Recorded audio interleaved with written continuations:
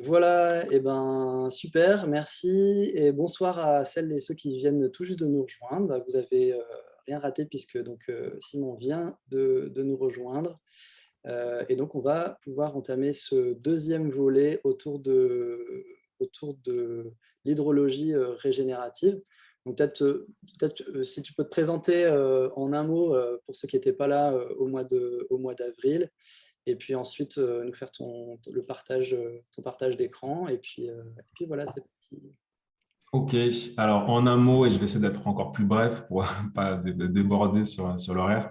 Donc, je suis Simon Ricard et comme vous voyez dans mon intitulé, je travaille pour Permalab et on est une petite structure dromoise et on fait de l'accompagnement de tout type de porteurs de projets agricoles en général autour des approches d'agriculture régénérative, d'agroforesterie, de permaculture, on va dire, à petite, moyenne et grande échelle, et donc de notions d'hydrologie régénérative, entre guillemets hydrologie régénérative, parce que c'est un terme qu'on a créé pour justement, parce que dans notre approche, on priorise la gestion de l'eau dans nos designs, d'où cette notion.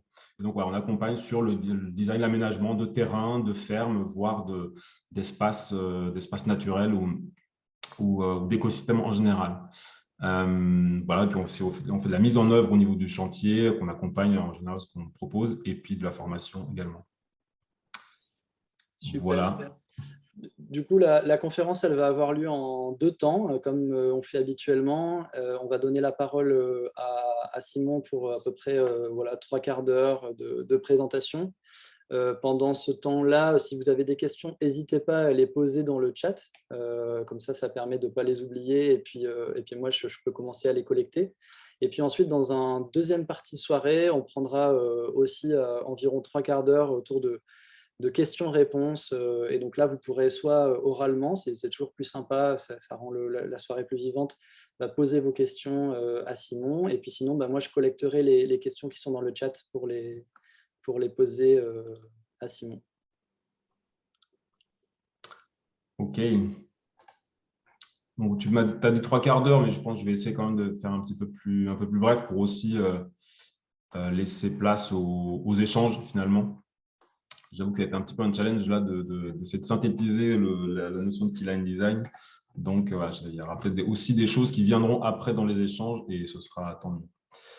Voilà, du coup, donc pour faire le lien, donc hydrologie régénérative, vous le voyez entre guillemets, keyline design. Donc ce soir, effectivement, je vais vous parler de cette notion que certains ont peut-être entendu parler du keyline design. Qu'est-ce que c'est, d'où ça vient et surtout en quoi ça peut être intéressant par rapport à ce que j'ai compris, Samuel, tu as résumé. Hmm. Alors, attendez. Voilà. Est-ce que déjà, on voit mon écran, c'est OK? On voit ton écran, ouais. Est-ce que je vais essayer de le mettre en… hop. Voilà, est-ce que c'est mieux? On le voit toujours, c'est bon? Ça fonctionne, ouais. OK. Alors, la base, donc, c'est un peu striptique, qu'on aime bien présenter pour l'aspect de la régénération du cycle de l'eau et de la gestion de l'eau en général. Et cette triptyque, c'est le sol, l'arbre, les arbres et l'eau. L'eau en général, mais l'eau au sens de circulation de l'eau. Et en fait, on va jouer sur ces 3 paramètres. Je pense que c'est ce que Samuel notamment, que tu as un petit peu résumé, pour avoir une forme de gestion de l'eau optimisée, qui est un grand questionnement actuellement dans nos espaces agricoles notamment, et plus généralement dans la société. Du coup, quand je dis ces 3 aspects, sol, arbre, en fait, il faut jouer sur ces 3 aspects nécessairement pour améliorer la situation en termes de gestion de l'eau notamment, mais pas que finalement, en termes de fertilité, en termes de biodiversité, en termes de plein de choses. Mais la gestion de l'eau et la gestion régénérative de l'eau sera d'autant plus efficace en jouant sur ces 3. Donc, on va rapidement passer finalement sur sol et arbre pour se concentrer après sur l'intérêt du keyline design qui est autour justement d'aménager le paysage et les paysages pour gérer mieux et organiser sol et arbre. Le sol, en fait, on sait que c'est la première, d'un point de vue de la gestion de l'eau, c'est la première structure qui va stocker de l'eau. Et c'est un sol qui est riche en matière organique. 1% de matière organique dans 15 cm de sol par hectare. Si ça augmente d'1%, c'est tout de suite 250 mètres cubes d'eau par hectare. Donc, on voit tout l'intérêt justement de retrouver, de recouvrer des sols qui seront plus riches en matière organique, des sols plus vivants, et d'augmenter justement ce premier paramètre qui est le sol. Et ça, pour le sol, en fait, un des premiers leviers, c'est tout ce qui est justement les pratiques agricoles, quand on parle à l'échelle de l'agriculture, qui vont permettre en fait d'améliorer ce niveau de matière organique, cette profondeur du sol, l'aspect sol vivant. Et ces pratiques-là, en quelques résumés, une culture sur sol vivant en général, agriculture de conservation, au sens où on arrête le labour, on utilise des sols couverts, et on fait du semi-direct, enherbement et couverts végétaux. Et tout ça, ça va à l'inverse finalement peut-être de siècles, de décennies, voire de siècles de pratiques agricoles, où on avait tendance à dénuder les sols, et avec les effets, les conséquences que ça avait sur la gestion de l'eau en particulier, mais aussi la fertilité des sols. Et un des quatrièmes leviers, c'est très en lien avec le pâturage, et notamment la gestion régénérative holistique du pâturage, de tous les pâturages.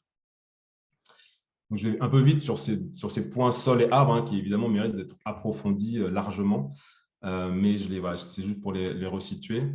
L'arbre, le deuxième levier, donc les arbres en réalité, ont un rôle majeur sur tout ce qui est la gestion de l'eau, et surtout la gestion de l'eau à long terme. C'est-à-dire qu'autant couvrir un sol, c'est tout de suite un effet sur la gestion de l'eau.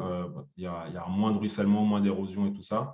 L'arbre, les systèmes, à partir du moment où on réimplante des systèmes d'arbres, et notamment des systèmes agroforestiers, forestiers, on va avoir des effets sur le long terme, mais qui seront démultipliés par les effets de l'arbre, notamment en termes d'évapotranspiration, d'infiltration et de circulation donc verticale de l'eau.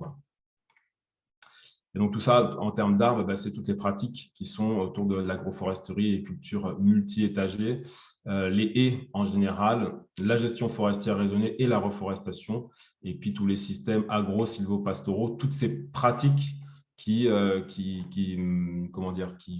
remet en place, qu'on remet au goût du jour, pour lesquelles on fait des transitions des systèmes agricoles traditionnels, classiques, vont permettre de remettre l'arbre en masse, et c'est l'arbre en masse réintroduit dans les paysages à grande échelle qui va permettre aussi d'avoir un vrai effet sur la gestion de l'eau. Et du coup, en petite parenthèse à propos de ça, c'est l'effet du remembrement. On a tous entendu parler du remembrement dans les années 50-60, qui a consisté à notamment à aménager les paysages au niveau agricole, pour faciliter certaines des opérations, et notamment la mécanisation en particulier.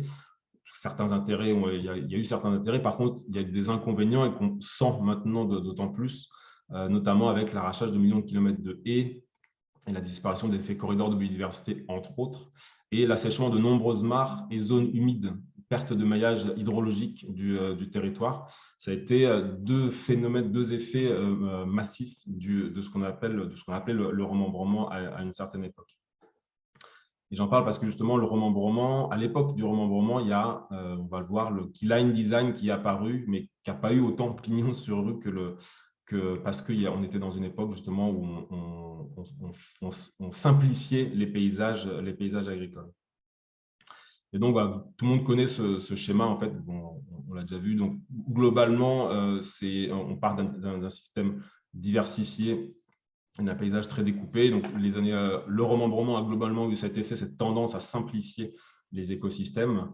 Et on va dire que le courant maintenant de régénération au niveau de l'agriculture tend à faire l'inverse. En fait, au XXIe siècle, on va partir vers des systèmes simplifiés, à réorganiser les paysages, les restructurer, notamment avec des arbres, entre autres. Foresterie, agroécologie, restauration des zones humides, finalement, l'effet inverse du remembrement. Alors, comme je vous disais, du coup, le keyline design est apparu donc à cette époque, à peu près à la même époque, à la fin des années 40-50, en Australie. Et ce que vous voyez là, c'est le paysage d'une ferme d'un Australien qui s'appelle P.A. Youmans, Percival Alfred Youmans. Et pour la petite histoire, c'est intéressant de comprendre d'où ça vient pour comprendre l'intérêt du keyline design. Donc, Yeomans était donc un ingénieur des mines et qui avait une propriété en Australie, donc dans un climat relativement sec, hein, donc peu de précipitations et des précipitations importantes, mais relativement espacées dans le temps. Et sur ces propriétés, il était soumis régulièrement aux incendies de prairies, aux incendies de forêt. Et dans un de ces incendies, il a perdu un membre de sa famille. À partir de là, il s'est dit je dois lutter sur mes terres contre les incendies. Et sa réflexion, ça a été de se dire le meilleur moyen de lutter contre les incendies, de minimiser le risque d'incendie, c'est de stocker de l'eau dans le paysage. Que le paysage, donc quand paysage, on parle, c'est une traduction de landscape, donc de l'ensemble du terrain, donc de stocker de l'eau, toute l'eau qui tombe, qu'elle reste dans son paysage, dans son terrain. Et ça, c'était le début de sa réflexion, de se dire donc, toute goutte d'eau, chaque goutte d'eau qui tombe, d'autant plus qu'elle était relativement rare, chaque goutte d'eau qui tombe, elle doit rester sur ma ferme, sur mon terrain. Et elle doit rester où? Soit dans le sol, dans la végétation, donc en s'infiltrant, et si elle ne s'infiltre pas, rester dans des ouvrages répartis dans le paysage, de manière diffuse dans le paysage, qui, eux, vont stocker l'eau. Et à partir de là, il a développé une approche justement de conception et d'aménagement de terrain pour se faire, donc stocker l'eau dans le paysage. Et il disait, donc il y a deux citations qui disaient, l'érosion, les incendies, l'assèchement des terres ne sont que le résultat d'une mauvaise planification agricole et d'une incompréhension de la topographie. Et effectivement, on l'avait vu la dernière fois, tout ce qui est ruissellement, érosion et ses conséquences, incendie, inondation, ça vient essentiellement, pour ne pas dire totalement, d'une mauvaise gestion des terres, de l'ensemble des terres en amont des bassins versants et notamment dans les espaces agricoles. Et donc, il a poussé sa démarche, il a créé cette démarche du keyline design. On va voir pourquoi keyline design, où son idée, c'était justement d'infiltrer ou stocker toute l'eau de précipitation et aussi de créer rapidement un sol fertile, parce qu'on l'a vu, le premier endroit, le meilleur endroit pour stocker de l'eau, c'est le sol. Donc, son objectif, c'était de créer un sol fertile, riche, profond, pour pouvoir stocker l'eau, des meilleures finalement approches, des meilleures solutions pour lutter contre les risques d'incendie, et en même temps donc de régénérer les terres et les paysages, des terres dégradées étant source de problèmes qu'on a vus. Et donc voilà, le ranch Yobarni, c'est le ranch justement, il a mis en place cette approche. Et donc vous voyez dans ce ranch justement tout ça, tous ces points bleus là, ce sont des retenues collinaires qui sont répartis de manière diffuse dans tout le paysage à certains points de la topographie, à des creux au niveau de la topographie. Et ça a été tout son travail de créer ça. Et entre cet ensemble de bassins, de micro-retenues collinaires, il y a des connexions, il y a une gestion des pâtures et des champs qui est aussi destinée à collecter l'eau. Toute son idée, c'était d'appliquer ces quatre principes par rapport à l'eau: ralentir, répartir, infiltrer et stocker toute l'eau de précipitation à l'échelle de la parcelle ou du site. Et du coup, pour ça, il y avait effectivement besoin, comme il disait, d'une étude fine de la topographie du lieu pour passer de ça, on va dire, d'un paysage qui naturellement draine l'eau vers les vallées, vers les vallons et ensuite les vallées, à un paysage qui va au contraire ralentir, répartir en différents points, infiltrer très régulièrement et stocker toute l'eau de précipitation. Et pour ça, sa logique, ça a été de dire, pour cela, pour organiser, il s'est rendu compte que pour générer un sol profond et fertile, c'est plus facile dans un paysage qui a été organisé à cet effet. Autrement dit, pour que j'ai un sol vivant, j'ai un paysage, un système agricole qui va pouvoir avoir un sol plus vivant et retenir l'eau, il faut mieux l'organiser et ce sera plus efficace si c'est prévu et conçu comme cela. Et c'est pour ça qu'il a créé cet autre outil, de conception, en fait, qui est un peu une liste, une to-do list à avoir en tête pour organiser les différents éléments d'un paysage agricole.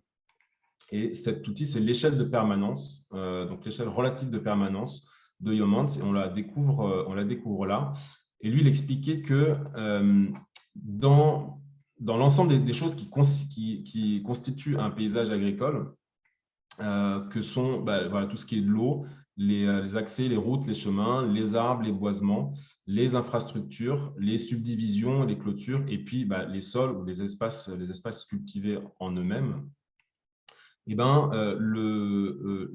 les mettant en œuvre, certains sont plus faciles à mettre en œuvre, certains sont plus difficiles à mettre en œuvre ou à faire évoluer, climat, topographie, jusqu'au plus simple à mettre en œuvre, à faire évoluer. Et à l'inverse, ils ont aussi une plus grande permanence dans le temps. Et autrement dit, pour pouvoir avoir c'est cette logique de dire il faut ce que je disais, pour organiser le paysage pour obtenir un sol riche et profond va être d'autant plus efficace qu'on a pu avant jouer sur l'ensemble des autres paramètres. On va les voir, ces différents paramètres, et on considère que le climat et la topographie sont évidemment les deux paramètres les plus difficiles à faire évoluer, puisqu'ils demandent le plus d'énergie en réalité, et qui, à l'inverse, ils ont une plus grande permanence dans le temps. Et à l'inverse, le sol, la qualité d'un sol, c'est relativement facile et rapide à améliorer, dès lors que les pratiques favorables sont mises en œuvre sur le terrain aménagé. Et du coup, dans son échelle de permanence, donc effectivement, si je reviens là-dessus, quand c'est notre logique de conception et d'aménagement de terrain, avec cette logique, et donc on prend d'abord, comme je disais, le climat, tout l'ensemble des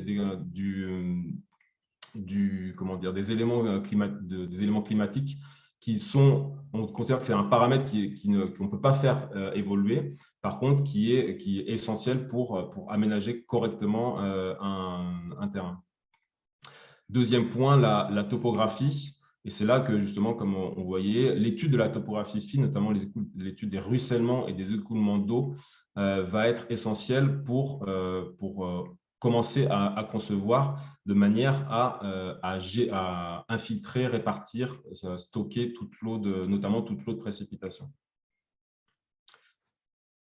Le troisième point, c'est là que l'eau, et c'est là que la priorisation de la gestion de l'eau intervient. C'est donc l'étude des flux d'eau sur le terrain et l'élaboration de tous les ouvrages et les motifs d'implantation pour la gestion de l'eau. Donc, c'est ça finalement le design hydrologique, concevoir en fonction du relief, en fonction du climat, pour que l'eau, les eaux de ruissellement, à partir du moment où il y a du ruissellement, soit stockées soit dans le sol, soit dans des ouvrages divers qu'on aura prévus à cet effet.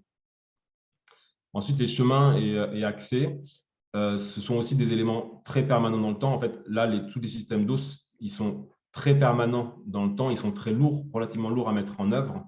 Un bassin comme ça, des retenues collinaires, ça mobilise beaucoup d'énergie et ils vont durer pendant très longtemps dans le paysage. Donc, il faut bien réfléchir avant de les mettre en œuvre pour qu'ils aient l'effet le plus efficace dans le temps. Les accès, les routes et chemins sont aussi des éléments qui sont très permanents dans le temps et relativement difficiles à mettre en œuvre. Donc, pareil, il faut bien les penser pour qu'ils jouent leur rôle aussi, si on peut, de jouer sur la gestion de l'eau. En fait, tous les éléments qui suivent là, chemin, arbre, infrastructure, tout ça, on va faire en sorte qu'ils permettent aussi de jouer sur la gestion de l'eau. Et que, par exemple, les chemins, comme celui-ci là à droite, ce soit des chemins qu'on est tracés en fonction du relief et qui soient par exemple des chemins collecteurs d'eau pour alimenter des bassins. Donc, il y a une double fonction des chemins. Ils servent de circulation comme tous les chemins, mais aussi on les a conçus pour qu'ils puissent capter, faire circuler de l'eau dans notre objectif de garder toute l'eau de précipitation notamment.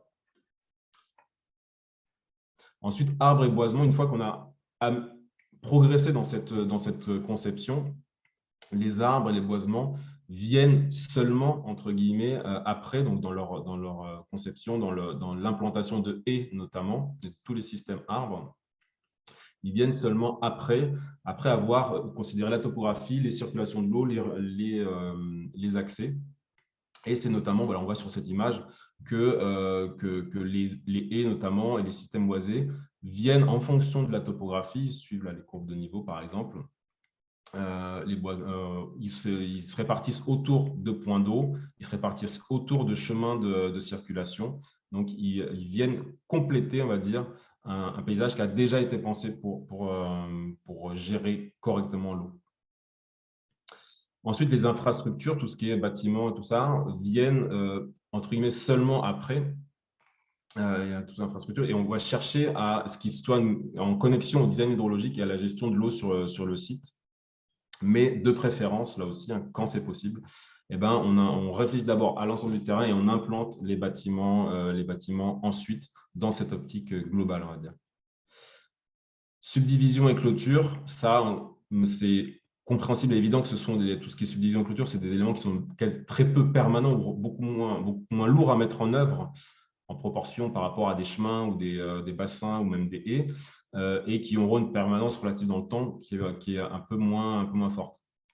Et du coup, ceux-là, ils vont venir idéalement s'implanter après l'ensemble des autres éléments, et notamment constituer tout ce qui est la gestion holistique, la gestion régénérative du pâturage, qui aura d'autant plus d'effets, toute cette logique de pâturage tournant dynamique et tout ça, qui aura d'autant plus d'effets bénéfiques, qui viendra que les subdivisions, notamment de pâture, viendront s'intégrer dans un paysage de haies, dans un paysage où on aura pris en compte la topographie pour la gestion de l'eau. On démultipliera l'effet quelque part de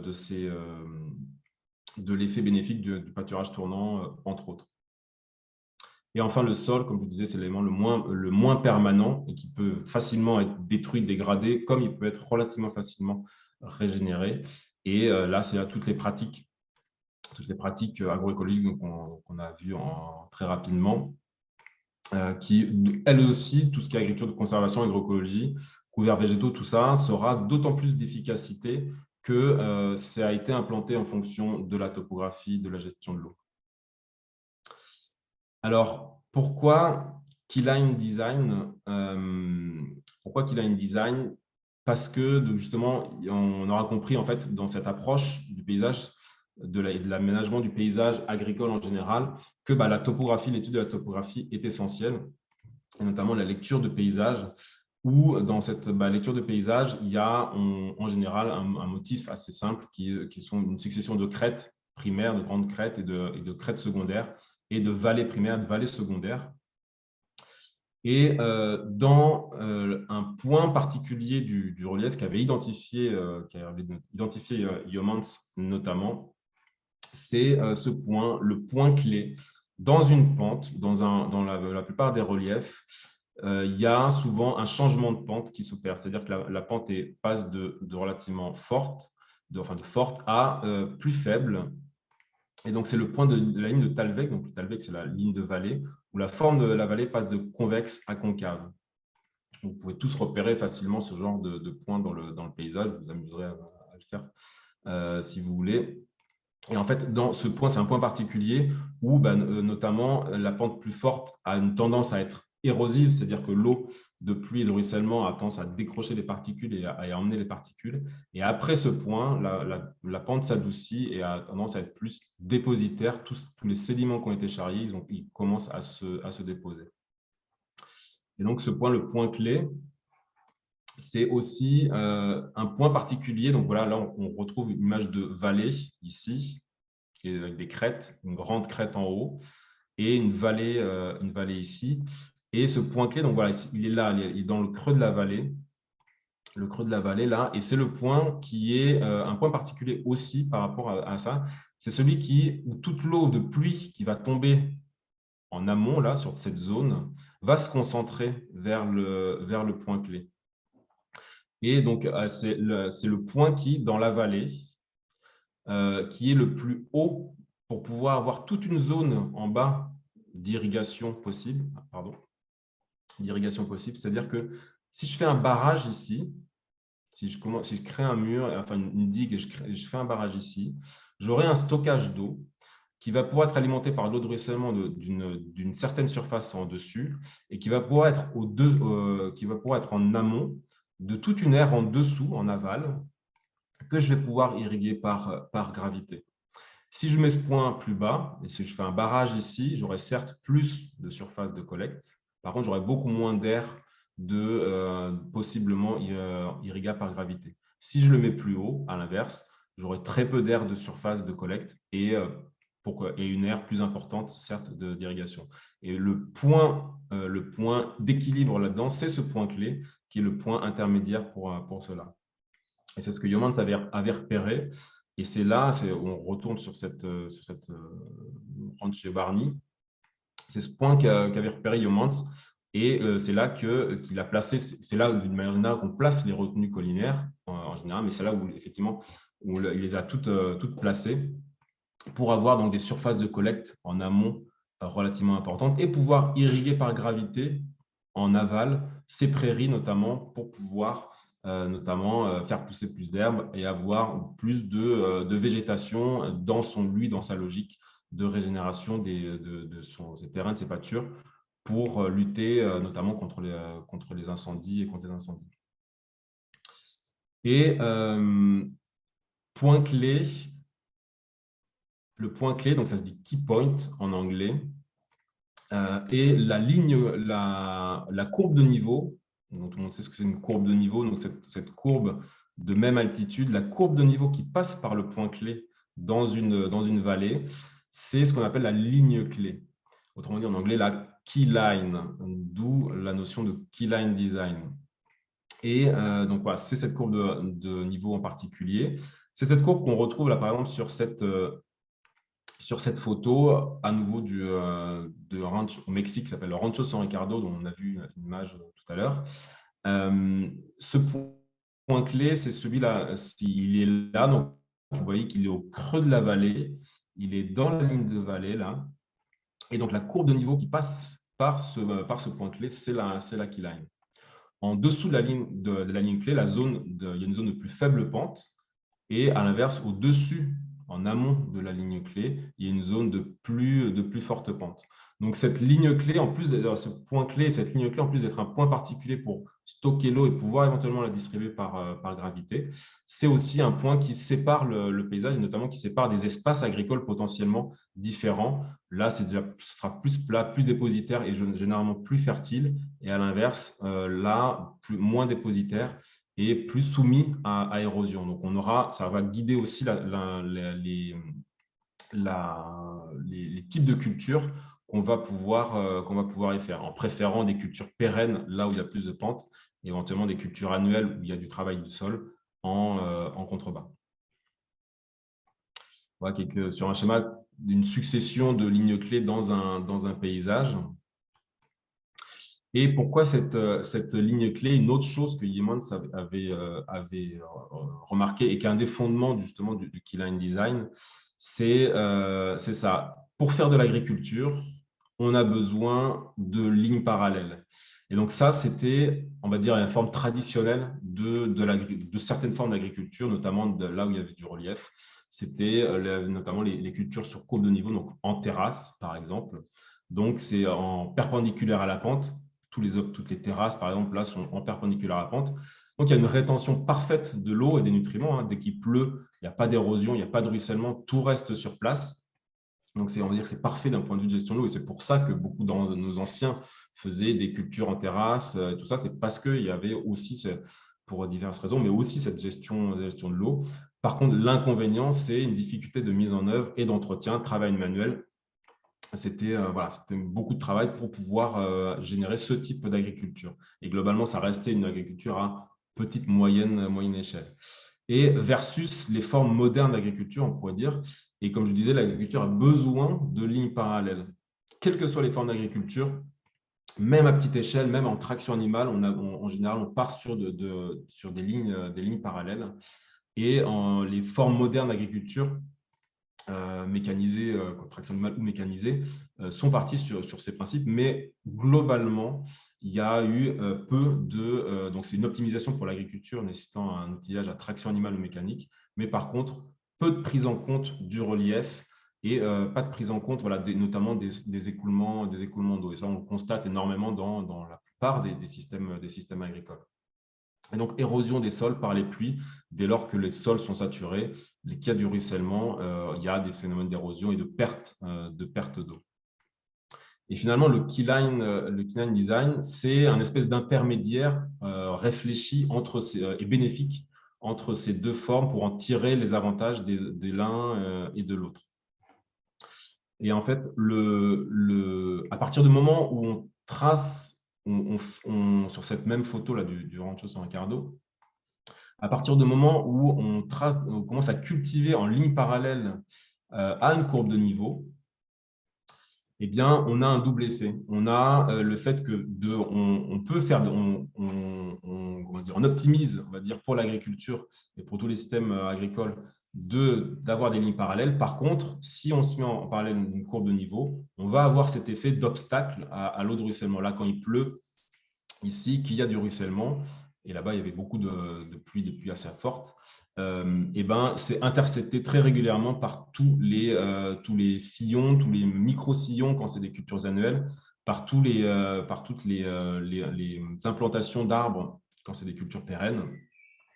Et ça va être ralenti et ça va même avoir cet effet quand on cultive en parallèle d'une ligne clé, d'avoir un léger dénivelé. Si on se met en parallèle à une courbe de niveau, on obtient des courbes comme ça, qui ne sont plus des courbes de niveau, donc qui sont des courbes avec un léger dénivelé. Et ce léger dénivelé, l'intérêt de le faire en parallèle d'une ligne clé, c'est qu'il va y avoir un léger dénivelé vers l'extérieur, vers les zones vers les crêtes. Autrement dit, d'habitude, s'il n'y a pas d'aménagement comme ça, toute l'eau va se concentrer vers la vallée et va être évacuée naturellement vers la vallée. Ça, c'est le motif, c'est l'implantation, et c'est ce qui se passe dans une implantation qui n'est pas prévue pour. Le ruissellement se concentre dans les vallées. Et à l'inverse, on va chercher à faire en sorte que l'eau aille depuis les parties humides, là où a tendance à se concentrer l'eau, vers les parties les plus asséchantes, notamment les crêtes, grâce à ces motifs d'implantation en ligne parallèle à une courbe de niveau qu'on aura choisie sur le terrain. Et donc voilà, ça c'est par exemple un motif de culture, donc des lignes parallèles à une ligne clé, la keyline, pour faire en sorte que l'eau aille depuis les zones de vallée vers les zones de crête. Et c'est un des fondements, on va dire, un autre fondement du keyline design, c'est justement d'implanter toutes les structures, toutes les opérations agricoles et les implantations d'arbres, de fruitiers, de cultures annuelles de haies et tout ça, en suivant un motif en parallèle à une courbe de niveau. On a un exemple ici, je vais voir plusieurs exemples là, peut-être pour terminer aussi.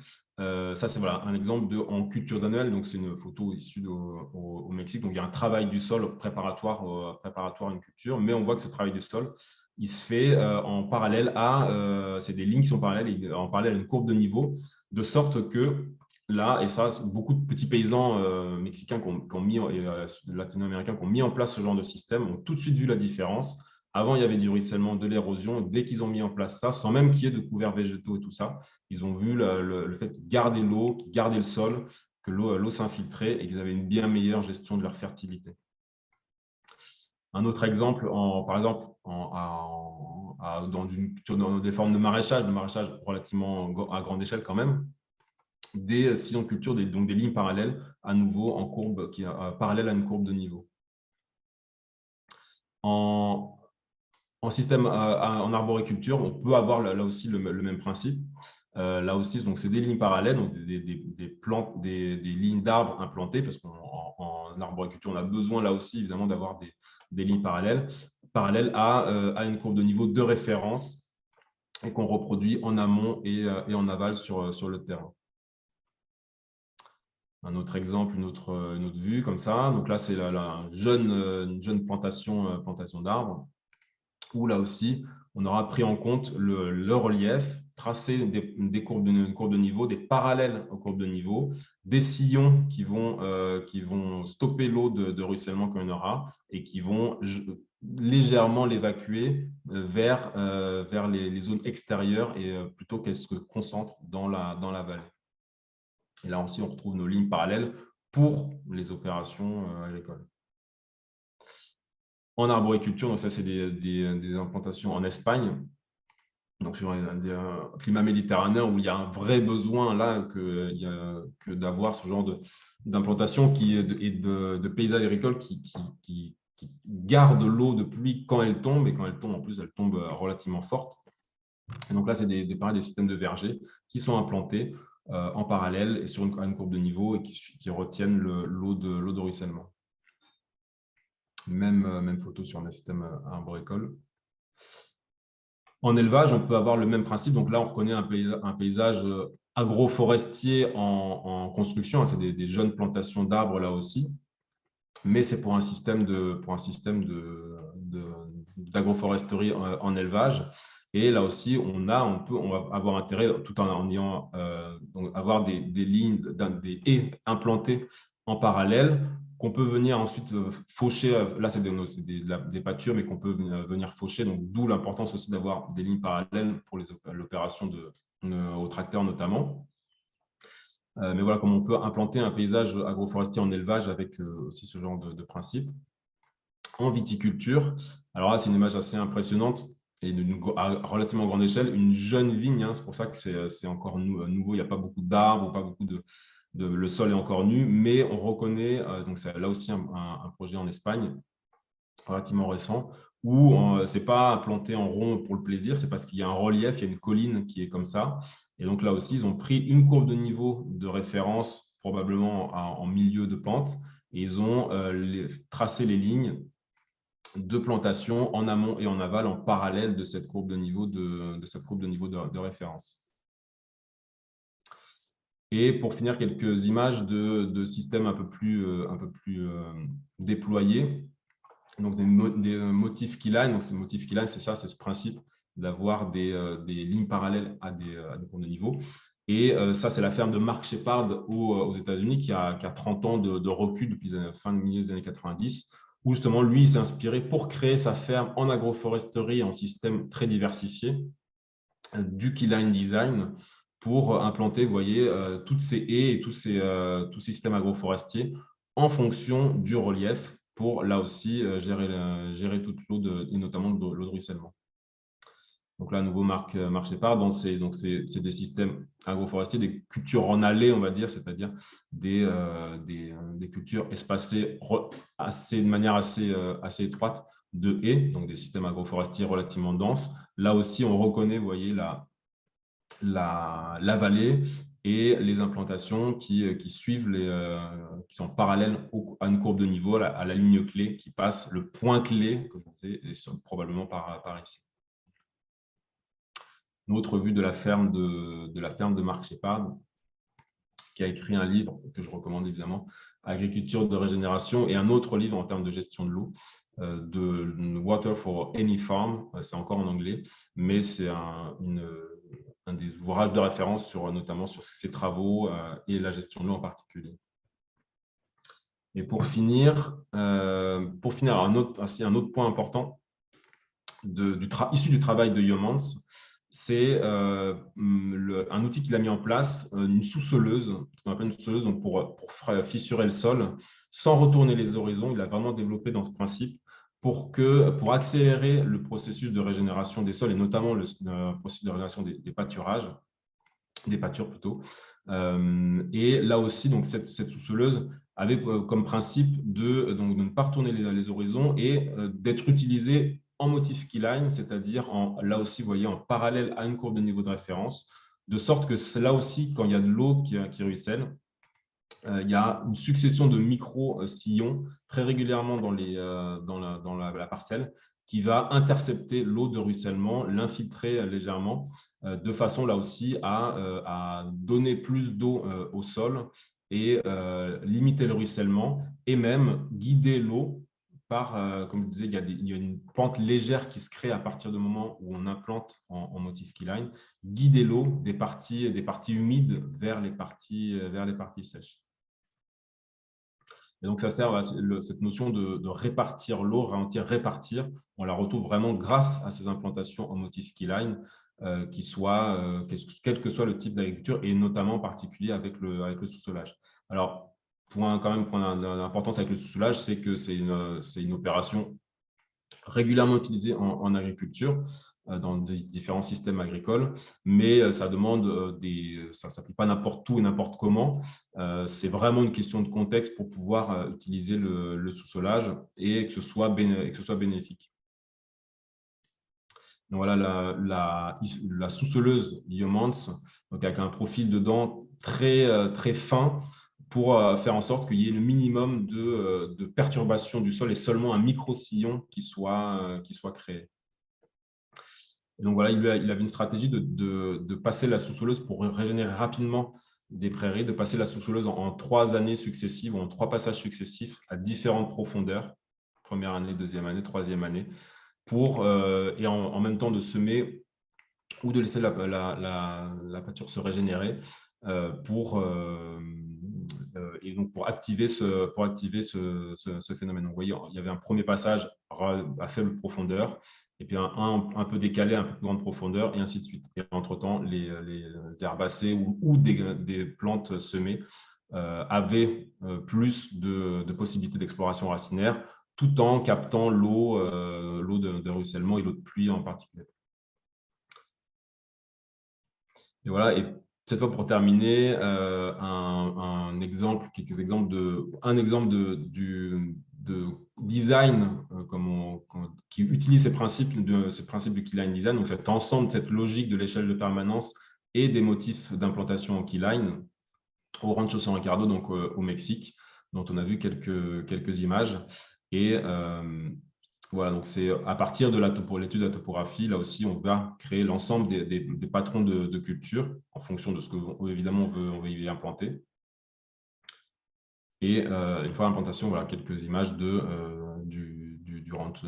fameux Rancho San Ricardo qui, suite à ce design, a été implanté comme ça. Donc, on reconnaît, là aussi, on voyait tout à l'heure, les espaces de culture, les cultures annuelles en bas de pente, les arbres fruitiers sur les pentes un peu plus importantes, mais tout ça qui suit les courbes de niveau, et y compris les chemins de circulation, là aussi, sont implantés de façon à être en perpendiculaire à la pente et à capter l'eau et à assurer tout autant leur fonction de circulation.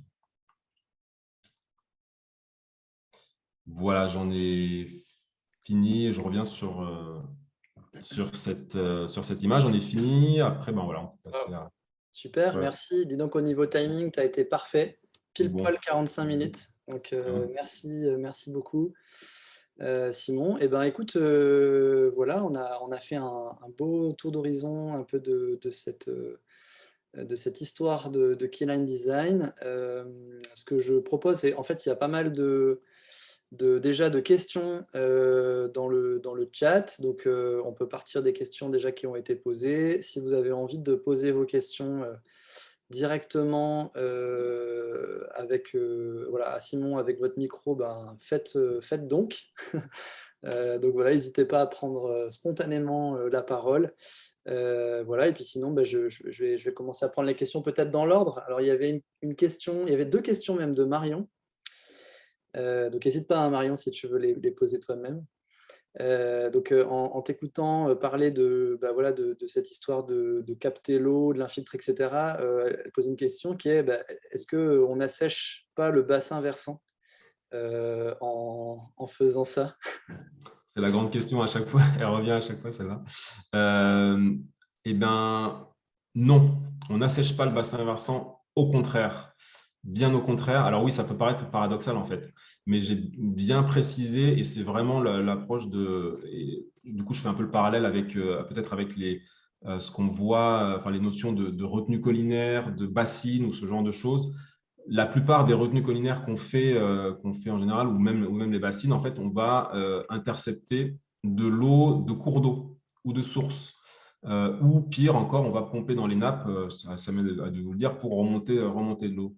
Là, ça assèche les bassins versants. Là, ça assèche l'aval au niveau des cours d'eau parce qu'on intercepte un cours d'eau qui est issu d'une source.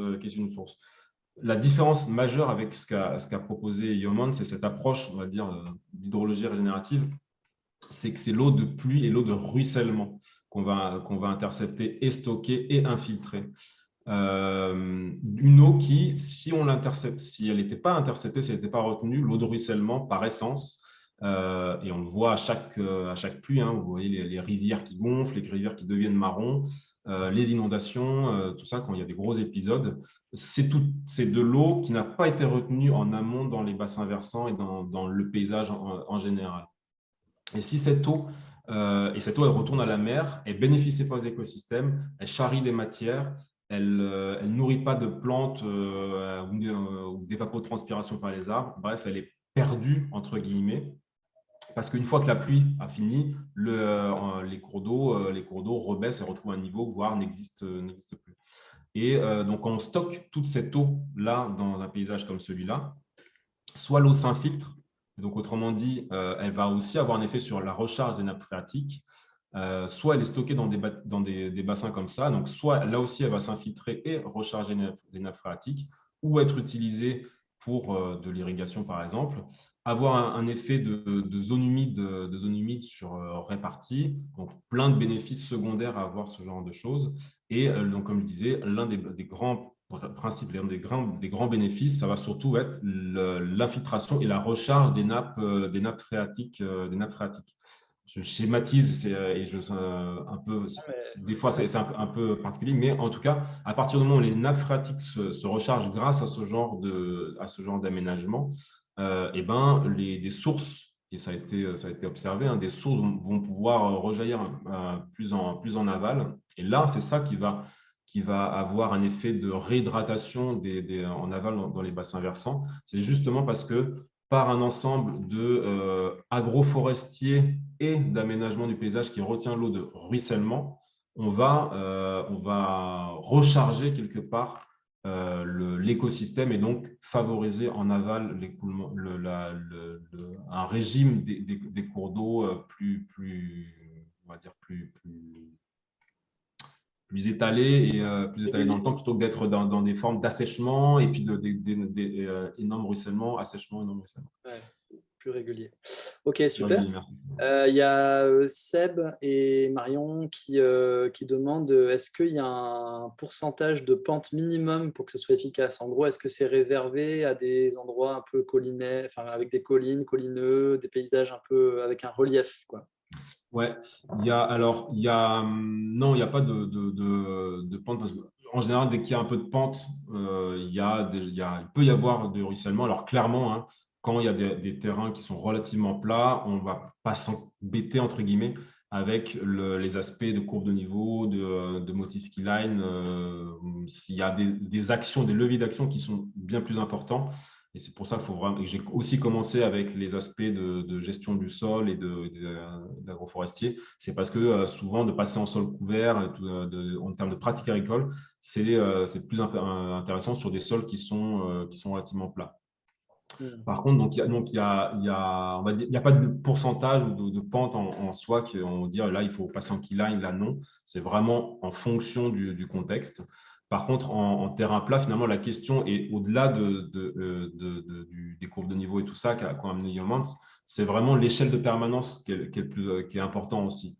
Et cette logique de gestion de l'eau et où va l'eau quand elle tombe sur mon terrain, même s'il est plat, où est-ce qu'elle va quand le sol est saturé et qu'il y a ruissellement? Est-ce qu'elle provoque une forme d'érosion? Est-ce qu'elle est évacuée, drainée vers les cours d'eau? Et est-ce qu'il n'y a pas, dans tous les cas, des aménagements comme des mares, des points d'eau, des bassins à créer même sur un terrain qui est plat, quoi. D'où cette logique d'échelle de permanence qui est encore plus importante finalement que vraiment les courbes de niveau stricto sensu.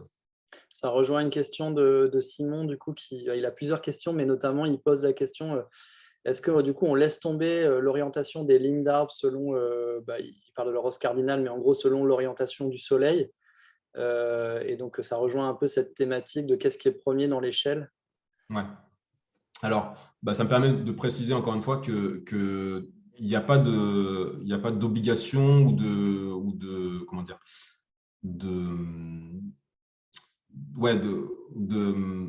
c'est vraiment en fonction du contexte, quoi. C'est-à-dire que sa proposition, c'est l'échelle de permanence, c'est une méthode qui, de toute façon, doit se coupler à un ensemble d'autres éléments à prendre en compte. Le type de culture, les itinéraires techniques, le projet en soi, ou le projet de transformation et d'évolution, les conditions climatiques, les conditions pédologiques, enfin bref, et notamment évidemment les aspects d'ensoleillement, de vent et tout ça. Donc, en fait, on va combiner avec, et c'est-à-dire que s'il y a une orientation nord-sud qui est plus favorable pour un verger, par exemple, mais que ça fait des systèmes, des lignes d'implantation qui sont en droit dans la pente, on cherchera à gérer autrement si vraiment on ne peut pas se passer de travailler dans la pente, quoi. Donc, encore une fois, on prend les éléments, la topographie, l'ensemble des éléments et on fait au mieux avec le projet, quoi. Et encore une fois, c'est vraiment une question de contexte. On ne peut pas dire il faut faire ci, il faut faire ça. Ce n'est pas du tout du dogme, au contraire, quoi. Ok, alors il y a encore quelques petites questions sur dans quelles conditions ça peut s'utiliser ou pas. Puis après, on passera, il y a des demandes de passer sur des aspects plus pratico-pratiques de comment on fait concrètement. Ouais. Et là, demain, si on veut démarrer, en gros. Mais du coup, dans les petites questions encore, si tu peux être assez synthétique, parce que comme ça, on a du temps après pour les aspects pratiques. Il y a, il y a une question d'échelle. En gros, est-ce qu'il y a une surface minimum? Il y a plusieurs questions autour de est-ce que, par exemple, dans un petit jardin, on peut faire de l'hydrologie, enfin du keyline design ou pas? Voilà, est-ce qu'il y a une sorte de taille minimum pour pouvoir mettre en place ça? Est-ce qu'on peut faire ça sur une partie d'une parcelle, mais pas la totalité, par exemple? Voilà. Ouais. Oui, non, enfin, vraiment, j'insiste sur le fait que c'est pas, on peut pas, enfin, on peut tout faire en fait. Donc, dans un jardin, en général, à petite échelle, il n'y a pas d'intérêt. Il n'y a pas d'intérêt, sauf si vraiment il y a de la pente et de travailler ces planches de culture, par exemple, en perpendiculaire à la pente, quoi. Donc, c'est d'une forme de keyline design, en fait. Encore une fois, il n'y a pas une méthodologie pure de keyline design, c'est plus euh, l'échelle de permanence, quoi. Mon relief, mes écoulements d'eau, est-ce que c'est problématique? Est-ce que j'ai du ruissellement? Est-ce que j'ai… voilà, c'est plus je poser ce genre de questions et faire en sorte, en fait, et mettre en place les meilleures choses. Et après, oui, on peut tout à fait faire sur une partie d'une parcellaire et pas un autre. Mais là aussi, j'attire l'attention sur le fait que c'est pas une solution, c'est pas une technique en soi. On ne fait pas un motif keyline comme une technique qui va améliorer la chose.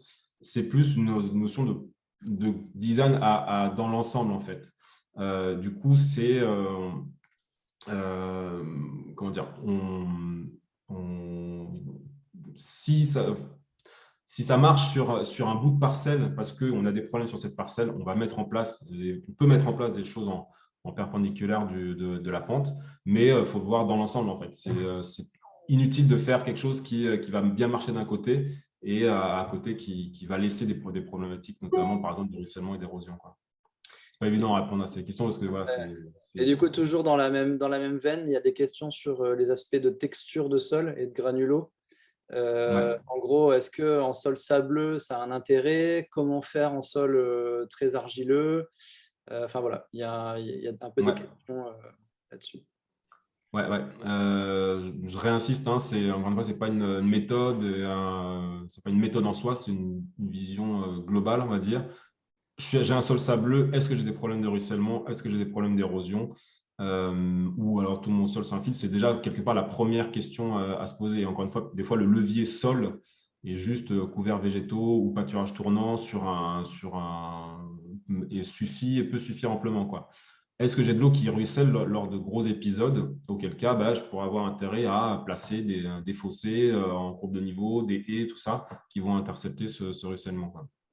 Pareil, en sol argileux, par contre, si vraiment on rentre dans la spécificité notamment du faire du sous-solage en motif keyline, c'est-à-dire en parallèle à une courbe de niveau, là oui, on peut à l'inverse générer des problématiques si on retient toute l'eau de ruissellement dans un terrain trop argileux qui a une tendance à l'hydromorphie en général, ou au contraire, on aurait besoin plutôt de drainer, d'évacuer ces trop pleins d'eau. C'est trop plein d'eau, quoi. Donc, on peut faire en terrain trop argileux hydromorphe, par exemple, sous-soler ou créer des motifs d'implantation de culture qui vont avoir une pente de 3, 4, 5, 10% qui va évacuer l'eau vers les côtés des parcelles, quoi, justement pour éviter la concentration. Dans certains cas, pas mal de cas, c'est intéressant d'avoir de l'eau, de stocker l'eau, de l'infiltrer et de la garder vraiment dans les parcelles. Dans certains cas, et notamment dans certaines conditions météo, il vaut mieux pouvoir gérer le trop plein, quoi. Et donc, évacuer l'eau, mais il y a évacuer, quoi. C'est évacuer justement avec une pente relativement douce pour pas que ça crée d'érosion non plus. Et cette eau, une fois qu'elle est évacuée, qu'elle est sortie de la parcelle, c'est aussi qu'est-ce qu'on en fait, quoi. Est-ce qu'elle retourne directement dans le ruisseau et dans le cours d'eau, ou est-ce qu'elle va dans un fossé, dans une zone humide, dans quelque chose, dans une mare, un bassin? En gros, est-ce qu'on aménage quelque chose qui va bénéficier de cette eau? On la sort de la parcelle, mais par contre, on la garde plus largement dans l'écosystème de notre ferme, quoi. C'est les réflexions qu'on aura, par exemple. Super, merci beaucoup. Alors du coup, on va passer. Alors il y avait encore juste une toute petite question sur où est-ce qu'on localise justement un peu les retenues d'eau. Donc est-ce que c'est plutôt au niveau des crêtes ou au niveau des vallées? Est-ce que c'est pas plus pertinent de les avoir au niveau des crêtes? Donc voilà, ça c'était une des questions.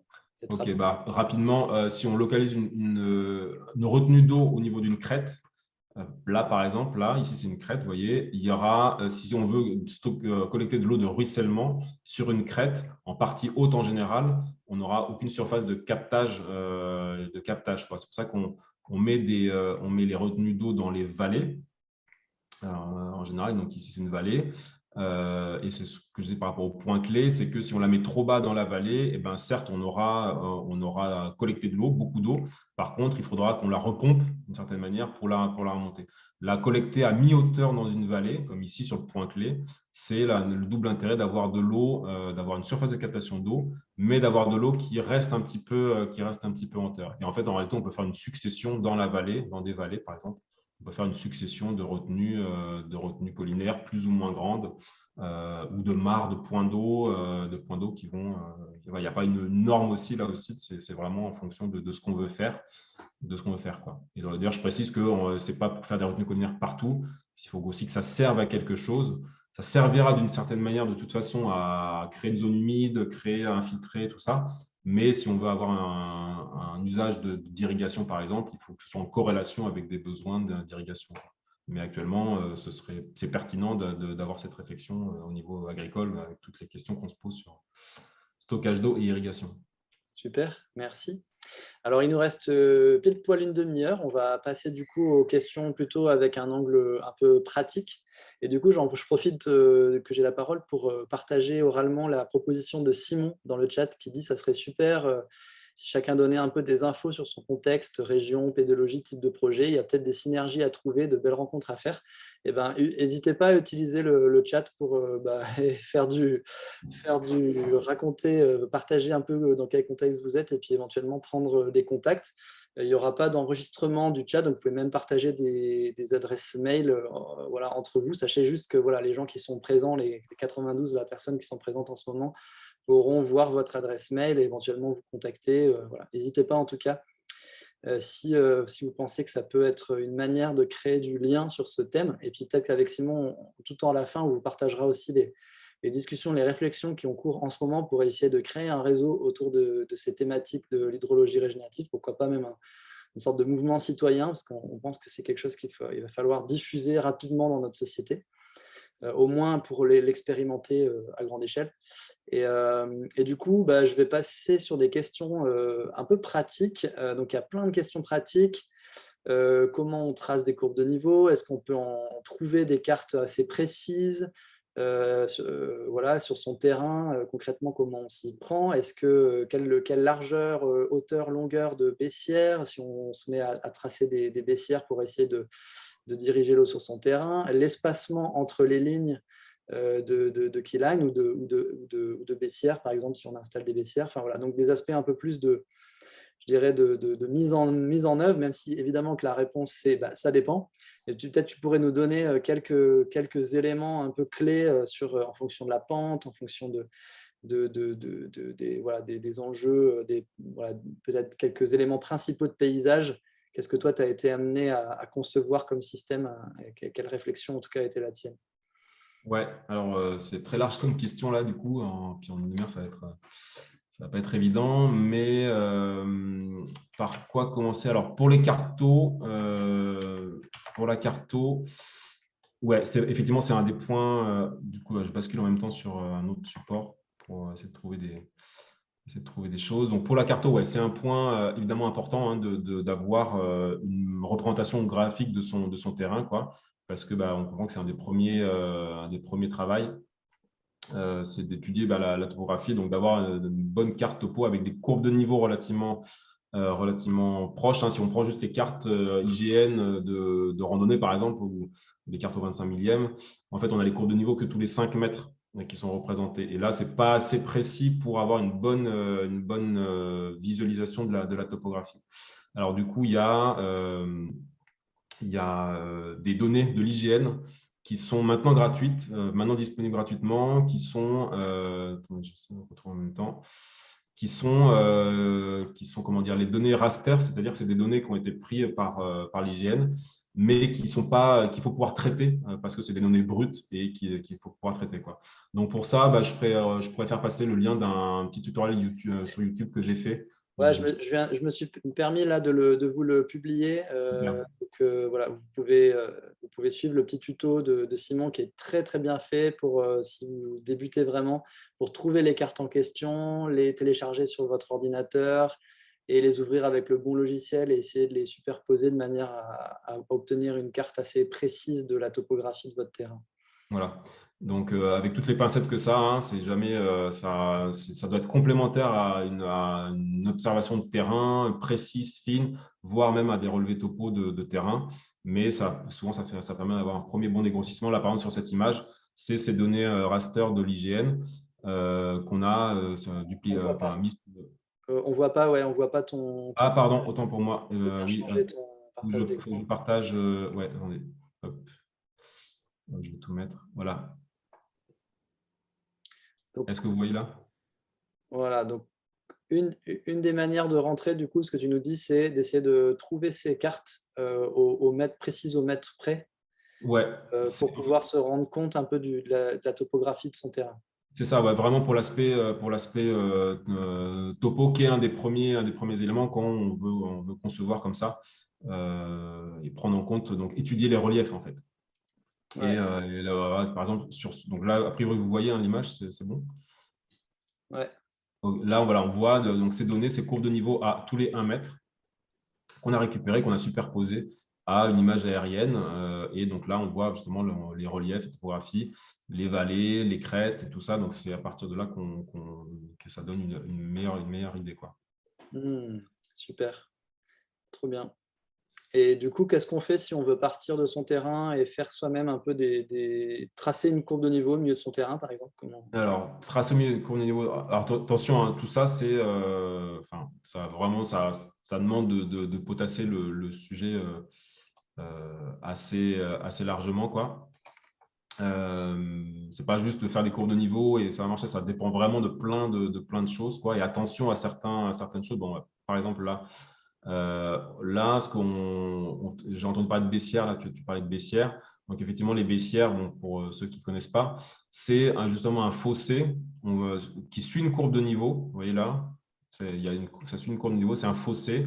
Et la terre qu'on excave, on la met juste en aval, en talus, de sorte que quand il y aura du ruissellement ici de l'eau, ça va venir remplir, cette baissière, là, ce fossé. Et plutôt que ça ruisselle, ça va infiltrer tout doucement dans la terre et bénéficier aux arbres qu'on aura par exemple plantés, quoi. Et du coup, pour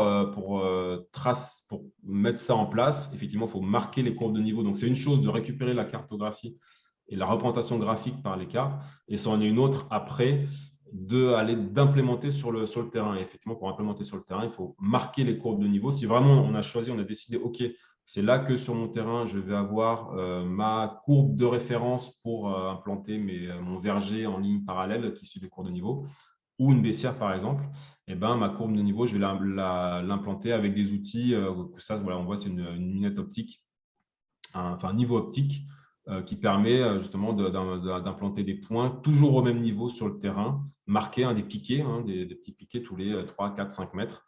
Et on va marquer sur le terrain sa courbe de niveau comme ça, et ensuite pouvoir venir donc soit creuser comme ça, soit passer une sous-soleuse, soit implanter sa culture, ou implanter différents ouvrages comme ça, selon son contexte et son projet, quoi. Super. Je ne sais pas s'il y a des réactions. C'est top. Alors, du coup, il y a une question. Est-ce qu'une baissière, c'est la même chose que le keyline design? Je pensais que c'était différent. Tu peux repréciser peut-être comment ça s'inscrit dedans? Ouais, juste avant, cette petite photo rapide, vous voyez, c'est un terrain, voilà. On voit encore les piquets là, c'est pas quelque chose qu'on a fait nous, j'ai récupéré sur Internet. Les piquets sont encore là, ils marquent la courbe de niveau, ça a été creusé rapidement à la main, et on voit la première pluie, tout de suite l'effet de stockage, enfin dans le cas de ralentissement d'infiltration de l'eau, quoi. Alors, différence baissière, keyline, ça aussi c'est une vraie question classique. Il n'y a pas de différence en fait. Encore une fois, s'il peut y avoir une différence, en fait, c'est entre le motif keyline. Attendez. La baissière, pour moi, c'est une des manières d'installer un motif keyline dans un paysage. Voilà, disons que la baissière, c'est ça, c'est un ouvrage en soi. On creuse, on fait un fossé et on fait un talus. Donc, c'est un ouvrage en soi. Comment dire, ça va stocker de l'eau. En général, et plus la baissière sera grande, plus il y aura une capacité de stockage d'eau importante. Quand on fait un motif keyline, quand on fait ça, par exemple, ou ça, ou ça, en gros, qu'on implante ces cultures en ligne parallèle à une courbe de niveau, donc c'est ça le motif keyline, on ne vient pas forcément chercher à faire un ouvrage qui va stocker l'eau. On vient juste chercher à implanter ces cultures, ces rangées d'arbres, voilà, là aussi ces rangées d'arbres, donc c'est des lits qui ont été créés pour l'implantation d'arbres. Ces rangées de vignes sont voilà, ces systèmes agroforestiers.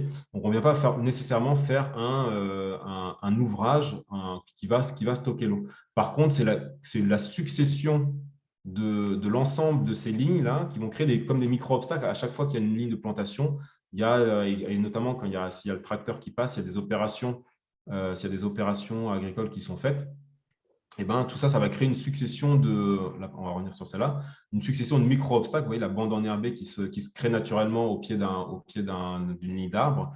Tout ça, ça va créer une succession de micro-obstacles dans la pente qui ne vont pas forcément stocker de l'eau, mais qui vont avoir le rôle de ralentissement, infiltration, qu'on retrouve avec une baissière, mais elle, avec la différence, attendez, je cherche une image, avec la différence où ça va stocker l'eau. Attendez, je essaie de retrouver. Ouais, vas-y si tu veux. Juste pendant que tu cherches, au passage, juste pour dire, il y a plein de questions sur est-ce qu'il y a besoin d'avoir des outils pro, de géomètres, etc., pour tracer des courbes de niveau. Et donc, évidemment, non. Il y a plein de choses qui ont été partagées le A égyptien, les niveaux à eau, les niveaux… là, il y a Fred et Agathe qui proposent le niveau à l'équerre et au fil à plomb. Donc, il y a vraiment des méthodes très simples, très low-tech, surtout si vous êtes sur un petit terrain, comme là, par exemple, ce qu'on voyait à l'instant, la passerelle en Charente-Maritime.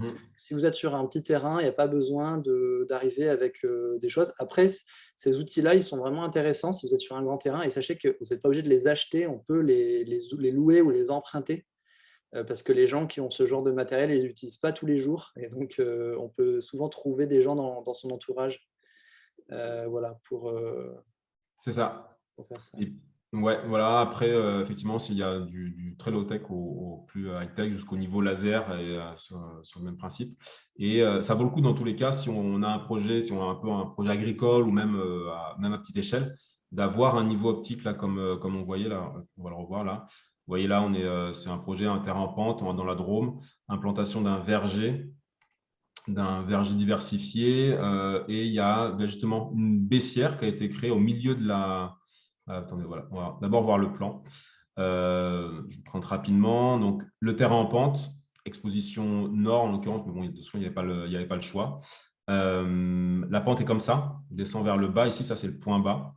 Et du coup, le verger, donc c'est pareil, des lignes parallèles pour la gestion. Donc, des lignes parallèles à une courbe de niveau au centre de la parcelle. Et sur cette courbe de niveau, on a fait justement une baissière, donc ce principe de creuser un fossé pour ralentir et là, pour le coup, stopper l'eau de ruissellement. Et ensuite, en plus, toutes les lignes d'implantation, avec le paillage, avec tout ce qui va être mis en place, elles aussi vont toutes faire un effet de ralentissement.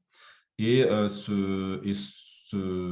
cette baissière-là, qui est là, du coup, qu'on voit ici, et donc on voit les lignes de plantation qui sont faites en amont et en aval. Cette baissière, donc on a creusé le fossé, on a mis la terre derrière, elle va aussi servir de chemin de circulation. Donc il y a un fond plat pour ça puisse aussi être un chemin accessible, notamment en quad. Là, en l'occurrence, il faut que ce soit accessible en quad pour pouvoir gérer la récolte. Donc du coup, voilà, ça illustre un petit peu la logique du keyline design, en tout cas de cette approche de se dire on conçoit le terrain pour que ça gère l'eau, pour que ce soit une plantation d'arbres parce que c'est ce qu'on veut, que ce soit facile à gérer en usage et en plus qu'on puisse circuler dessus, quoi. Donc un élément, plusieurs fonctions, on retrouve cette notion. Et là, vous voyez, le niveau optique et la barre là, pour vérifier le niveau au fur et à mesure. Et avoir un outil comme ça sert à pas mal de choses en fait. Dès que si on veut faire une mare, si on veut faire ça sert aussi à prendre les niveaux. Donc c'est un investissement à aller peut-être à 200 € pour l'entrée de gamme qui peut être utile d'avoir dans tous les cas pour même un petit projet agricole ou à petite échelle, quoi. Super, merci. J'avais envie de parler, puisqu'on parlait un peu de solutions technologiques, etc., juste de partager, si tu me le permets, la vidéo du projet en Inde.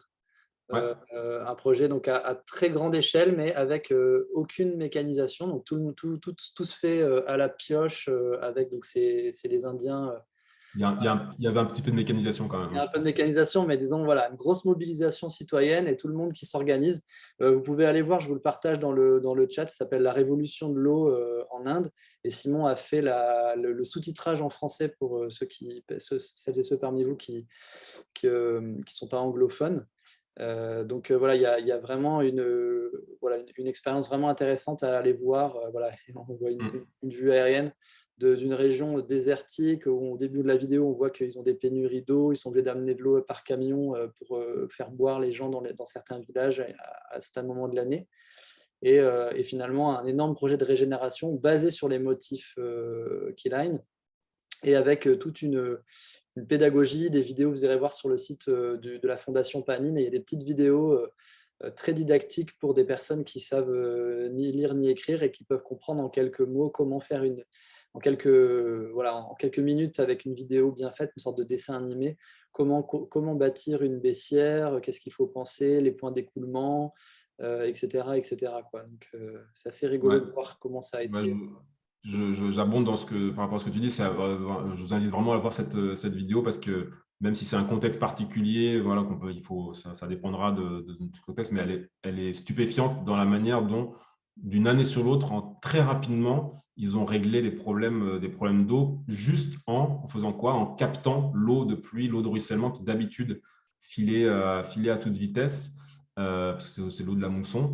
Et là, en stockant toute l'eau, donc là, on voit cette image, une image de ce genre de projet, où il y a tout le bassin versant, là, c'est à l'échelle des bassins versants que ça se fait maintenant, enfin, qu'ils ont fait là-bas, où il y a des baissières, une succession, et vous voyez qu'elles sont toutes remplies, et elles vont infiltrer lentement, elles vont nourrir, enfin, elles vont favoriser l'herbe qui est en aval, elles vont remplir les nappes phréatiques, et plus en amont, en aval, pardon, dans le bassin versant, il y aura des sources qui vont rejaillir, des bassins qui vont se remplir, et de l'eau qui va être à nouveau disponible.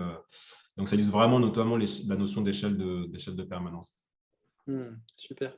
Alors du coup, puisqu'on est parti en Inde, je reviens sur des questions. Il y a eu plusieurs personnes qui ont demandé, est-ce qu'il y a des exemples de fermes en France? Et notamment, il y a une question sur, est-ce qu'il y a des fermes de maraîchage qui ont mis en place du key-line design? Ouais, alors encore une fois, ce sera. Faut pas voir le key line design comme une technique, hein, je me répète peut-être un petit peu. C'est voir, est-ce que sur la ferme en maraîchage, est-ce que l'eau, quand elle tombe, quand l'eau de pluie elle tombe, est-ce que je la valorise ou est-ce qu'elle file, quoi? Et est-ce qu'elle crée des problèmes, quoi? Et indépendamment de savoir si on fait des courbes de niveau, si ou ça, quoi. En général, sur les fermes en maraîchage, c'est des petites échelles, 1, 2, 3 hectares maximum, des petites surfaces. Souvent, c'est à plat et c'est logique pour du maraîchage, hein. On ne va pas trop travailler sur des pentes. Du coup, il n'y a pas forcément d'exemple de key-line design appliqué purement, comme on l'a vu là, au maraîchage. Par contre, il y a une approche globale, quoi. Et comme de toute façon, ça doit être, c'est-à-dire on va travailler sur le sol couvert, paillage, maraîchage sur sol vivant, par exemple. Les arbres, planter des arbres, faire des formes de vergers maraîchers ou mettre des haies brise-vent et tout ça. Donc, tout ça, ça contribue. C'est une forme de key-line design. Disons que le key-line design va juste ajouter l'aspect topographie, écoulement d'eau pour, et j'espère que vous avez compris, pour structurer, aménager tous les autres, notamment les plantations d'arbres et tout ça, quoi. Et après, voilà, en maraîchage, c'est comment est-ce que je stocke l'eau qui tombe, est-ce que sur ma serre, j'arrive à récupérer l'eau, est-ce qu'il y a du ruissellement qui vient. Souvent, en maraîchage, les exemples qu'on accompagne, ou qu'on a vu, c'est il y a pas de ruissellement d'eau vraiment en soi sur le terrain. Par contre, en amont de la ferme, il y a un bassin versant, il y a un fossé, il y a de l'eau qui passe, qui n'est pas forcément sur la ferme, mais qui passe pas loin et qu'éventuellement on peut capter, collecter pour se faire voilà, une zone de stockage d'eau, une mare, un bassin, une mare temporaire ou ce genre de choses, quoi, pour ramener l'eau. Ramener l'eau, quoi. Donc, encore une fois, c'est vraiment étudier pas que son terrain, mais vraiment l'ensemble pour voir comment circule l'eau. C'est vraiment la première approche, quoi. Comment circule l'eau quand il pleut beaucoup? Est-ce qu'elle file ou est-ce que je peux la collecter? Est-ce qu'elle crée des problèmes ou pas? Et est-ce que je peux la valoriser dans des systèmes de stockage, infiltration ou autre, quoi. Ok, super. Alors, juste pour s'il y a des questions que vous avez posées il y a un certain temps déjà et qu'on n'y a pas répondu là, c'est pas mal si vous avez envie de les reposer, soit par écrit ou soit oralement, parce que j'ai un peu perdu le fil, je vous avoue, des questions de tout au début, là, d'il y a une demi-heure. Mais du coup, je vais me concentrer là. Il y a Judith qui demande à partir de quel dénivelé est-ce que c'est mieux de creuser des baissières plutôt que du keyline? Donc, je pense qu'il faut démêler un petit peu encore des notions. Ouais, c'est. Si tu veux, je veux bien. Si tu veux, Vas-y. Euh, peut-être juste, alors, de moi, ce que j'en comprends, hein, c'est que, donc, dans ta question, mais peut-être on pourra passer, si tu veux prendre le micro, n'hésite pas. Donc, le keyline, dans tous les cas, ce qu'on fait, c'est du keyline, d'accord? Donc, qu'il y a baissière ou pas baissière, c'est du keyline design. On regarde la topographie, on regarde les risques, l'érosion, les possibilités de mieux gérer l'eau, de mieux capter l'eau en utilisant ces histoires de courbes de niveau. Après, effectivement, la baissière, c'est une manière d'organiser la circulation de l'eau. On a vu, par exemple, avec la sous-soleuse Yeomans, qu'en fait, on peut utiliser les motifs keyline pour faire de la micro, voilà, des micro voilà, incision dans le sol et gérer sans avoir du tout besoin de faire des baissières. Donc, dans certains systèmes, ben, voilà, on va pas du tout, on va faire que ça, hein. On peut même ne pas faire de sous-soleuse, mais cultiver son terrain en suivant les courbes de niveau à chaque fois qu'on y va pour semer, pour faire quels que soient les ouvrages agricoles. On peut tout à fait juste simplement avoir cette logique, cette réflexion de comment j'entre dans mon terrain. Est-ce que j'y entre en suivant la route qui borde mon champ et puis du coup ça fait que je cultive toujours un peu dans le sens de la pente, plus ou moins, ou est-ce que je change mes logiques de circulation pour essayer de respecter cette notion de topographie. Voilà. Et donc après, la baissière, bah, c'est un peu la question de à quel moment c'est intéressant de faire une baissière. Donc je pense que Simon y a déjà un petit peu répondu. Et je ne suis pas sûr qu'il y ait forcément une histoire de dénivelé. Est-ce que Samuel, est-ce que je peux essayer de redire un petit peu autrement ce que tu as dit? Avec De plaisir, résumer, Antoine. de compléter? Pour moi, en fait, c'est vraiment une question d'usage de qu'est-ce qu'on a envie de cultiver aussi sur ce terrain et de comment on a envie de répartir l'eau. Si j'ai envie de cultiver de l'herbe et que j'ai envie de faire passer des animaux ou des tracteurs, j'ai envie de répartir l'eau de la manière la plus homogène possible, c'est-à-dire sur une couche de 30-40 cm pour qu'elle soit accessible à ces graminées. Alors que si je cultive des arbres, j'ai peut-être envie de la stocker un petit peu plus en profondeur. Je peux peut-être me permettre de circuler dans le terrain un peu différemment. Donc, pour moi, c'est vraiment, voilà, est-ce que je fais une grosse baissière sur tout le terrain qui va moins me gêner, qui va infiltrer l'eau en haut et qui sera un peu plus difficilement accessible en bas? Ou est-ce que je fais une série de petites baissières? Je ne pourrais pas circuler en tracteur, mais ça va permettre de répartir l'eau pour des haies, par exemple. Ou est-ce que je travaille avec la sous-soleuse parce que je veux avoir accès avec un tracteur? Donc, pour moi, c'est plutôt le prendre comme ça. Après, évidemment, il y a une question de dénivelé parce que passer un certain dénivelé, on a du mal à passer avec le tracteur. Donc, après, on utilise peut-être d'autres systèmes. Mais à mon avis, moi, j'aurais tendance à l'analyser comme ça. Je ne sais pas ce que tu en penses, Simon. Oui, ouais, c'est très bien. Puis tu auras même pu compléter avec votre exemple aux alvéoles de baissière en terrain argileux et à tendance hydromorphe qui a empiré la situation. Donc, l'exemple d'un cas où justement il y a d'un contexte vraiment où ça doit être si on retient trop d'eau, on peut empirer la situation, quoi. Donc c'est voilà, c'est vraiment à prendre avec des pincettes. On a vraiment eu ce cas parce qu'on a renvoyé tellement d'eau, on a capté l'eau de la route, l'eau du parking, etc. On a tout renvoyé dans une grosse baissière. Et effectivement, en faisant des sondages, on s'est rendu compte qu'on avait créé de l'hydromorphie dans la prairie. Donc, on avait été obligé de retravailler comme ça en terrasse. Et ça, c'est vrai que c'est bien aussi de le rappeler, c'est que des fois, infiltrer l'eau, c'est bien, mais il faut quand même regarder dans quel sol. S'il y a peut-être une grille de choix par rapport à la baissière, par exemple, c'est de se dire attention au terrain argileux, tendance hydromorphe, attention à quelque part le choix de la baissière, attention aux baissières ou dans les climats où la végétation est inactive pendant les moments où il pleut le plus. Autrement dit, et c'est souvent le cas, mine de rien, même si avec les changements climatiques, ça a tendance à évoluer un petit peu, en général, il pleut beaucoup en hiver, automne, hiver, début de printemps, quand la végétation, elle est inactive, quoi. Autrement dit, quand il y a, et notamment si on a planté des arbres, quand les arbres, ils n'ont pas au moins, en tout cas, le rôle d'absorber l'eau qu'on aura éventuellement captée, stockée dans une baissière, quoi. Et donc, c'est là qu'on peut se retrouver avec un terrain trop engorgé, trop humide, plus un climat qui est humide, plus pas de végétation pour faire circuler cette eau, quoi. Et là, créer des soucis, quoi. C'est là qu'on se rend. Ouais, vas-y, excuse-moi. Non, juste pour compléter, à l'inverse, par exemple, en climat plus méditerranéen, où il pleut plus souvent, non pas en hiver, mais globalement en été par des gros épisodes ou en automne quand il y a encore de la végétation, et ben là, on aura d'autant plus intérêt à faire des ouvrages, une succession d'ouvrages type baissière qui vont collecter beaucoup d'eau, les épisodes séminoles par exemple, qui vont arriver, quoi. Même si là, il faut dimensionner en fonction des gros épisodes, donc c'est une autre réflexion, quoi. Donc peut-être la grille, elle peut être dans ce sens aussi, quoi. Ouais. Puis encore une fois, tu l'as dit, mais on n'est pas face à une technique, on est face à une méthodologie. Voilà, Et tu l'as voilà. dit, tu l'as rappelé au début, dans cette méthodologie, on commence par le climat. Et c'est le climat aussi qui va guider le climat et le contexte pédoclimatique, quoi, et le sol.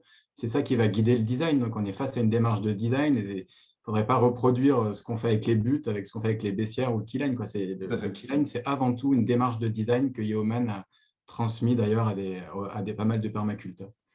Tout à fait. Et merci de le repréciser. Effectivement, c'est là, j'entends toutes les questions de est-ce que je fais ici, est-ce que je fais ça. Et ouais, c'est vraiment d'abord le contexte, plein d'éléments qui vont ensuite orienter la décision. Pas forcément la meilleure, mais au moins on aura essayé de rassembler tous les éléments, quoi. Et là, tu as juste un petit exemple rapide là, sur cette photo. Un terrain en pente, là, comme ça. C'était un projet qu'on avait commencé à accompagner. C'est pour faire globalement d'une zone de maraîchage un peu en polyculture. Et là, on avait décidé de faire deux baissières, voilà, deux baissières on va dire à mi-pente, enfin à mi-terrain. Et en parallèle de ces baissières, en fait, il y avait un sous-solage parce qu'il fallait de toute façon sous-soler pour reprendre un petit peu, pour décompacter le sol qui avait une semée de labour. Et du coup, le sous-solage s'est fait en parallèle de la baissière, quoi. Donc, on peut combiner les deux. Et sur cette baissière sera plantée évidemment une haie. Donc en fait sur chaque baissière sera plantée une haie, quoi. Donc encore une fois, les baissières, elles doivent en fait, ça sert à rien de faire une baissière pour faire une baissière, ça doit venir en fait structurer le paysage, en général le terrain, pour en général une haie. Il faut que ça serve à un système agroforestier de manière générale, sinon oui, ça stocke, ça retient, mais ça doit être un support de végétation qui va prendre le relais dans le temps, et notamment les arbres, qui doivent prendre le relais dans le temps dans la gestion de l'eau, quoi. Mais je crois que le triptyque que tu as présenté au début, sol, eau, arbre, il ne faut pas l'oublier, c'est le but. Le but, ce n'est pas stocker de l'eau pour stocker de l'eau. C'est l'eau comme élément stratégique pour la régénération. Et c'est vraiment, il ne faut pas l'oublier, quoi. Je stocke de l'eau, mais pourquoi? Je stocke de l'eau pour mettre de la matière organique dans le sol, pour enclencher un cercle vertueux. C'est ça. Et en fait, je stocke de l'eau pour le sol et arbre, en fait. Pas tant que pour stocker de l'eau, quoi. En réalité, c'est pour, à terme, pour qu'on recrée des systèmes agroforestiers, donc avec beaucoup plus d'arbres dans les systèmes et qui vont prendre ce relais, quoi. On n'aura plus besoin de s'occuper du ruissellement et de gérer l'eau quand il y aura à nouveau des paysages bocagés très, très densifiés et tout ça, parce que l'eau, naturellement, sera arrêtée par le sol vivant couvert et des haies très régulièrement dans le paysage, quoi. Ouais, complètement. Okay. Alors, Là, je discutais avec des agriculteurs, des voisins agriculteurs là, tout à l'heure, en allant chercher ma fille, et ils annoncent là des orages pour ce soir et demain, et peut-être des gros orages. Et ils sont tous en train de flipper, de penser où est-ce qu'il va y avoir des coulées de boue et où est-ce que le terrain va se barrer. Là, on comprend pourquoi on travaille en keyline. Moi, j'étais pas du tout dans ces préoccupations-là. J'étais en train de me dire, vas-y, envoie de l'eau. Tout ce qui peut arriver, ça sera bon à prendre. Et ça m'a gentiment fait sourire. Super, merci pour ce Si vous voulez, témoignage. je viens d'avoir une photo aérienne de notre ami Kevin qui nous a envoyé une photo aérienne. Et si vous voulez, je peux vous montrer un petit peu. Elle est intéressante parce qu'on voit le contexte et on voit le jardin des vignes qui est mis en place. Alors, peut-être pendant que Antoine nous fait son partage d'écran, parce que donc on va bientôt s'arrêter. Du coup, merci à tous et à toutes pour votre participation ce soir. Il y a encore plein de questions. Et du coup, notamment, il y a Simon qui pose plein de questions. Simon, ce que je te propose, c'est qu'on continue cette discussion par email ou par téléphone, parce que je sens que voilà, il y a encore de quoi faire. Et puis, d'une manière générale, je crois qu'on ne va pas laisser ce sujet. Voilà, on voit la photo là d'Antoine. On ne va pas laisser ce sujet tomber tout de suite. Ça va continuer. Du coup, j'ai aussi le plaisir de vous dire qu'aujourd'hui, on a mis en ligne sur la chaîne YouTube des Alvéoles une conférence qui a eu lieu dans le cadre de notre formation du CCP là, au mois de mai par Hervé Covès. Alors, il y en a qui parmi vous qui le connaissent déjà, au moins de nom, qui s'appelle « Les 7 cycles de l'eau ». Et vraiment, on vous recommande chaudement d'aller voir cette conférence parce que vous allez découvrir encore plein d'autres aspects, plein d'autres. Là, finalement, ce soir, on a traité un des cycles, enfin 2 des cycles, on va dire, avec Simon, mais il y a encore d'autres cycles à découvrir et d'autres aspects à explorer avec cette histoire d'hydrologie régénérative. Donc voilà, il y a aussi un peu des réflexions. On a parlé un tout petit peu à un moment sur comment, vers quoi, enfin voilà, vers quoi on va. Est-ce qu'on peut participer à une sorte de dynamique un peu collective autour de ça? Alors, il y a pas encore vraiment de choses qui se sont mises en place, mais si ça vous intéresse et que vous avez envie de participer à diffuser, à expérimenter l'hydrologie régénérative dans votre terrain à petite ou grande échelle, etc., et que vous avez envie de participer voilà, d'une manière générale à essayer de faire connaître tout ça, n'hésitez pas à nous contacter, à nous envoyer un mail et à dire voilà, je suis là, je suis intéressé, et s'il se passe quelque chose, prévenez-moi. On va essayer de mettre des choses en place. Ça fait partie des petites choses sur lesquelles on travaille là depuis quelques mois avec Antoine, avec Simon, etc. Donc voilà, on est clairement à fond dans essayer de pousser tout ça. Et puis de plus en plus, on a des liens avec aussi les pouvoirs publics, les collectivités qui veulent essayer de s'emparer de ces thématiques, parce que typiquement, le Keyline Design, c'est des choses qui ont du sens aussi si on arrive à les déployer un peu massivement, en tout cas à une certaine échelle. Donc là, on n'en a pas parlé ce soir, mais peut-être un jour, on programmera un peu quelque chose aussi orienté un peu sur le design territorial. Donc voilà, c'était chouette. Merci Simon. Merci Simon. Tes apports. Merci à vous deux pour l'invitation. Désolé encore pour la demi-heure, on n'a pas été trop là pour répondre à toutes les questions. C'était parfait. Voilà, non, ça s'est super bien goupillé, puis on t'a bien entendu, c'était assez fluide au niveau de la connexion et tout ça.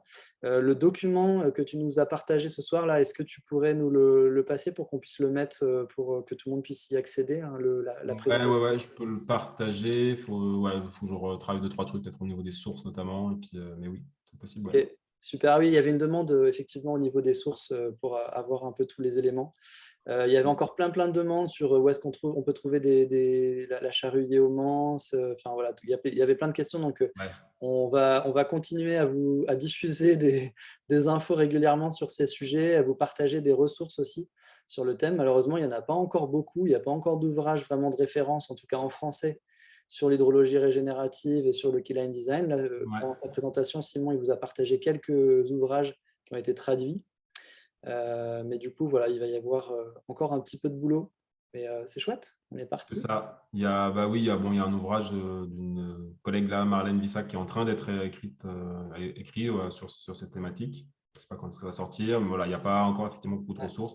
Après, n'hésitez pas à venir vous former avec nous, au grand pluriel, quoi, avec vos alvéoles ou avec nous, Permalab. On fait des formations justement sur cette thématique. Ouais. Et c'est pas trop pour aborder un petit peu le vaste sujet, y compris essayer de mettre un peu en pratique. Yes. Donc voilà.